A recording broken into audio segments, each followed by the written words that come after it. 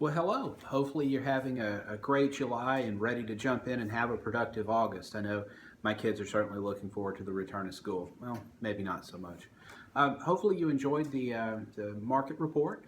I want to spend a few minutes just giving some insights to people who might be considering putting their Pineville home on the market. Now, if you're watching this video and you live in Alexandria, none of this stuff pertains to you. Nah, just kidding. It really does.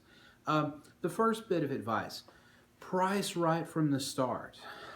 Yes, we still are in a seller's market, but it's one of those things, buyers are more educated now than they've ever been, thanks to the internet and smartphones and whatnot. So when a house is overpriced, it invites either lowball offers or what I like to refer to as crickets. Nothing happens. It languishes there. Buyers will very quickly look at your house, compare it to others in the immediate area, compare features, benefits. If it's overpriced, they move on to the next property, which is part of the digital age.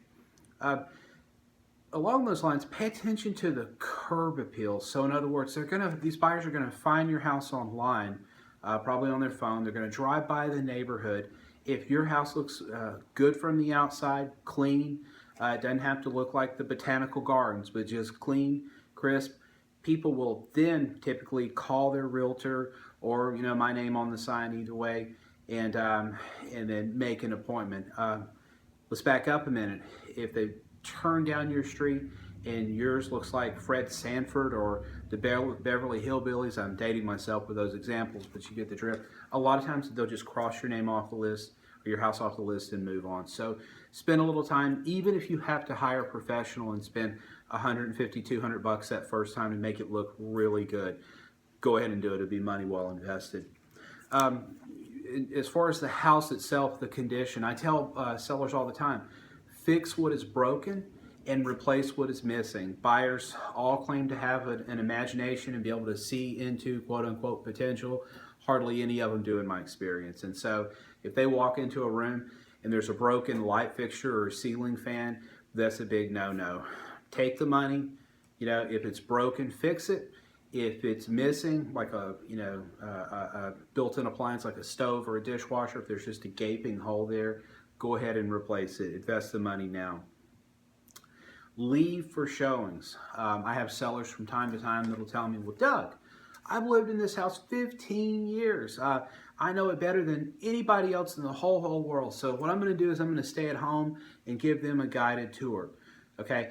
The goal of the process is not to give really good guided tours. The goal of the process is as much money as possible in your pocket. And for this to happen, you need to let the professionals do their job. Get out of the house, let the realtor walk them through it. Or if they call me, I'll walk them through it. I can answer any questions. I don't do a lot of talking in a showing. I just look, listen, and if they need me, I'm there for them. That's what needs to happen, not a 20-minute guided tour. Okay, have a next step in mind. Some people will say, well, let's just put the house on the market and move on. One of my pre-qualification questions I ask every seller is, when the home sells, where are you going next? If you can't answer that question, or you say something like, oh, we'll just wait till it goes under contract and figure it out then. Guys, it might take 30 days for your house to sell, or it might sell this evening. Okay, and you need a plan. When people write an offer and they're ready to commit to a 30-year mortgage, or they're ready to move in that house, trust me. So we need to have a good plan for your next step early in the process. So if you have any questions or you're ready to list your home for sale, reach out to me. Just click the link on here. Or if you want to call, 318-613-1994. I'm Doug Rogers, owner of Bayou Properties Realty, and you make it a great day.